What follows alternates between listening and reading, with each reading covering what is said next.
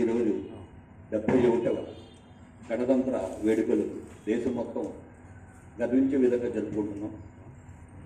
అదేవిధంగా మా అందరికీ ఈరోజు ఇంత చక్కటి ఉత్తేజపరిచే గీతం కానివ్వండి, చక్కగా విద్యార్థులు పాటలు కానివ్వండి, మళ్ళీ మేము మా అశ్రద్ధడానికి వెళ్ళిపోయాం.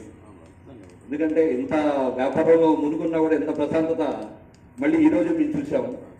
మాకు చాలా ఆహ్లాదాన్ని, సంతోషాన్ని కూడా ఇక్కడ ఉన్న మా అందరికీ కూడా, సోదరులకి అందరికీ కూడా సంతోషాన్ని ఇచ్చాయి. అందుకే ఇక్కడ నుంచి ఈ గంట నుంచి కూడా మేము కదలేకపోతాం. లేకపోతే ఇంకా చాలా కార్యక్రమాలు ఉన్నాయి. కదకుండా కూడా మా కిరణ్ గారు ఇంకా వేరే కార్యక్రమాన్ని అది క్యాన్సిల్ చేయించి ఇక్కడే కూర్చుండిపోయాడు. ఆయన అంత అంత సంతోషాన్ని ఇచ్చింది మా కిరణ్కి. దాని గురించి కూడా మేము అందరూ ఉన్నాం. దాని గురించి ఈ అవకాశాన్ని మాకిచ్చిన మల్లికార్జునరావు గారికి ముందుగా కంగ్రాచులేషన్ చెప్తున్నాము. మరియు విద్యార్థులకి, గురువు గారికి అందరికి కూడా గణతంత్ర వేడుకలు చెప్తున్నాం. క్రమశిక్షణ కలిగి ఉండాలి. ఎప్పుడు కూడా మన జీవితంలో మంచి మంచి పద్ధతిని నేర్చుకోవాలి. చక్కగా సరదాగా అందరూ చెప్పినట్టుగా సమాజ సేవ చేయాలి. గౌరవాన్ని తెచ్చుకోవాలి.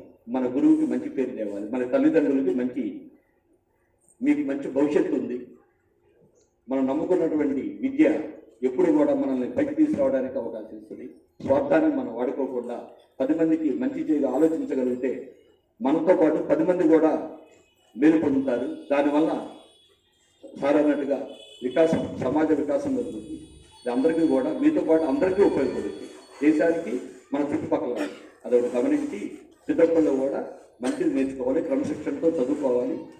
మనం ఏమనుకుంటే అది వ్యక్తిగా కాకుండా అన్ని రకాలుగా కుటుంబానికి కూడా మంచి జరిగేట్టుగా మనం సాధించుకోవాలని చెప్పేసి ప్రతి ఒక్కరికి ఈ గణతంత్ర దినోత్సవం సందర్భంగా అందరికీ విద్యార్థులకి శుభాకాంక్షలు తెలుపుకుంటూ సెలవు తీసుకుంటున్నాం.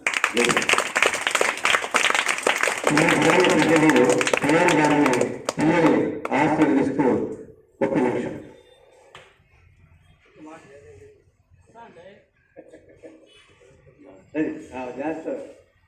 ముగింపు సార్, మూర్తి సార్.